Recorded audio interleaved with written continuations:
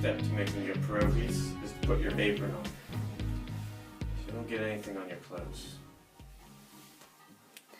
What does Caliorexy mean? Basically like bon appetit, which is something kind of that language. So to make the pasta part of the pierogi, just need some flour, some salt, and some water. Now most people put egg, I think, in their pierogi, but we don't, and I don't think we miss anything from it. We make the insides taste good enough, so this is all you need for the outside. Alright, so I'm putting in 2 cups of flour. I'm using a half cup measuring device, just so I can fit it in the top of here. Half a teaspoon of salt.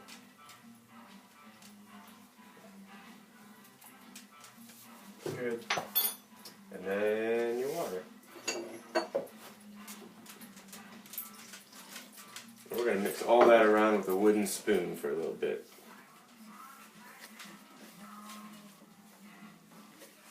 Then we're just going to ball this up. So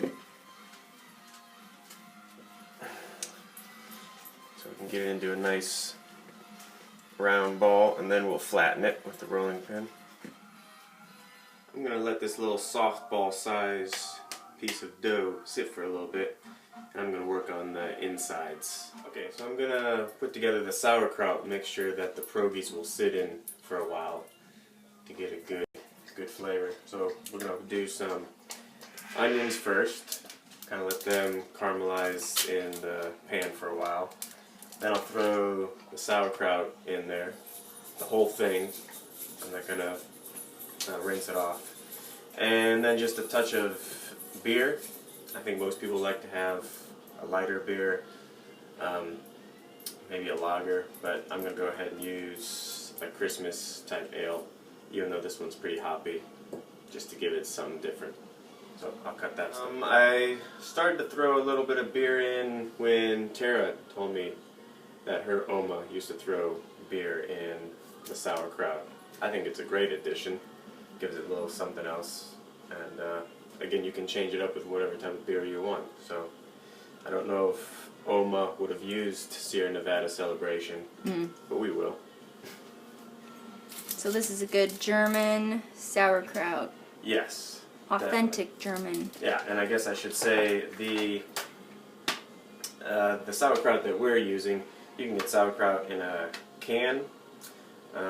We're using this sauerkraut in a pouch. It comes from Amish country, Yoder's, and it's just really good. So, making sure to cut these onions breathing through my mouth so I don't tear up as much. It's when it gets in your nostrils that you start tearing up. I'm going to cut them like they're going on a burger. A little bit of olive oil in there. Get our onions in there. Let them sit there for a while. Alright, I'm going to use some golden potatoes. I guess you can use whatever kind you like. We're going to go organic because we're going to leave the skins on. Okay? The skins give it a little bit of texture, a little bit of that kind of earthier flavor, and also we were told once if you take the skins off, then the person who is eating it, she said she kills people who take the skins off. So we're going to wash these up and then we'll boil them so we can mash it. Ball of dough here.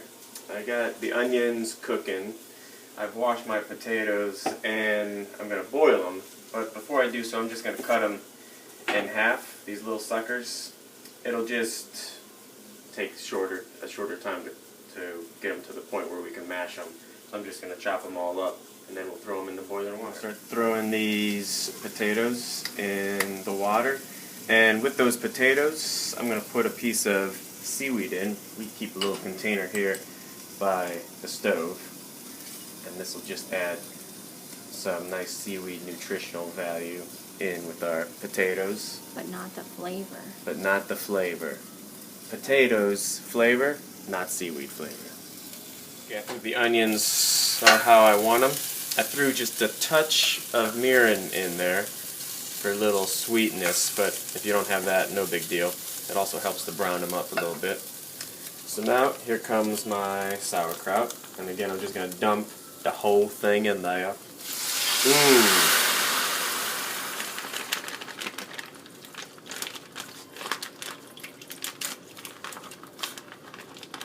Oh yeah. Yes. I'll just mix that all in. Start salivating. Okay, and we'll put just a little bit, some brew in. Gotta taste test it first. Okay, it'll work.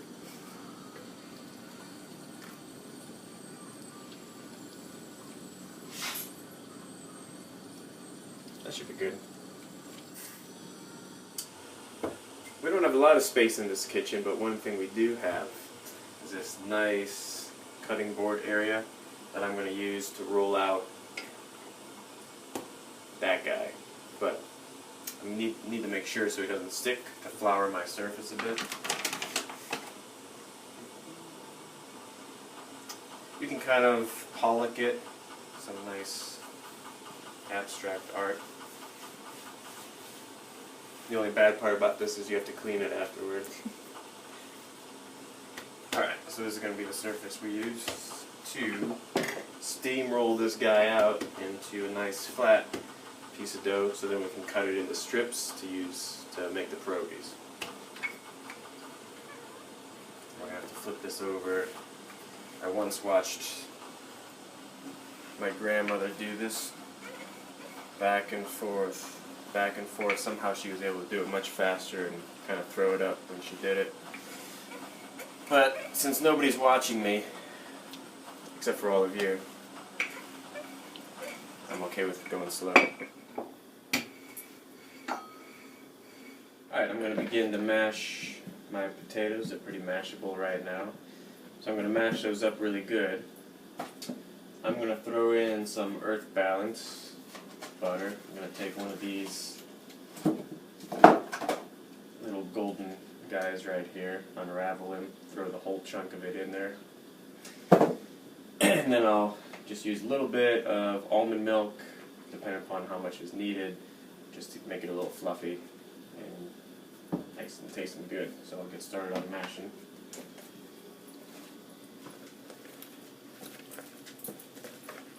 Okay, so I got my mashed potatoes sitting over here nice and good, and I'm going to slice up my dough mixture. Just going to go in stripes first.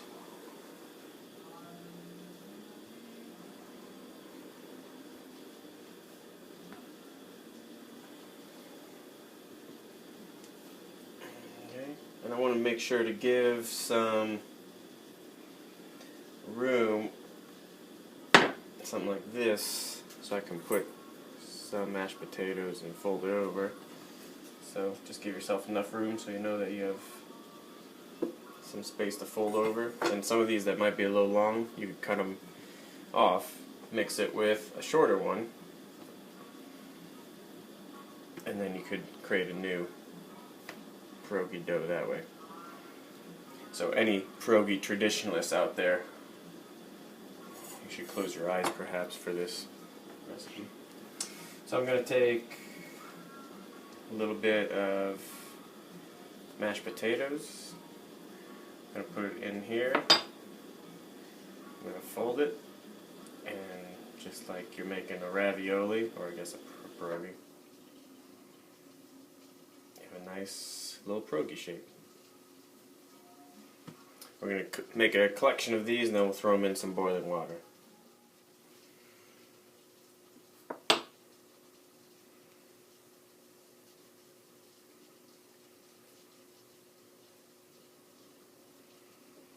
I got my boiling water going. I got a few pierogies made. I'm just going to dump them in there. And this will cool the water down a bit, but it'll boil back up. And eventually they'll float to the top then you know that they're good to go to eventually throw back into our sauerkraut mixture, which is smelling awesome. And I want a spoonful right now. These pierogies, you can see, are floating, so I'm going to start picking them up, drain them a little bit, move them over to the sauerkraut mixture, where they will sit in this great flavor for probably, I mean, you can do it however long or short you want, but the longer you do it, the more they'll pick up that flavor. So for us today, it's going to be about an hour. So that will be an hour of perfection that takes place on Earth.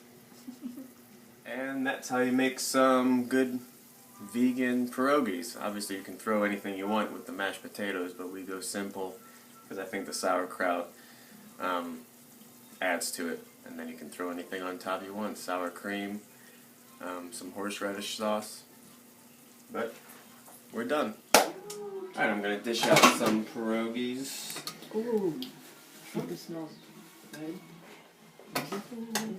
Get a little kraut on there. Yes, sorry, Bob. Add a little Brussels sprout. So she was from, did she get some stuff? Did you get to see? There you go. I know she got some stuff with her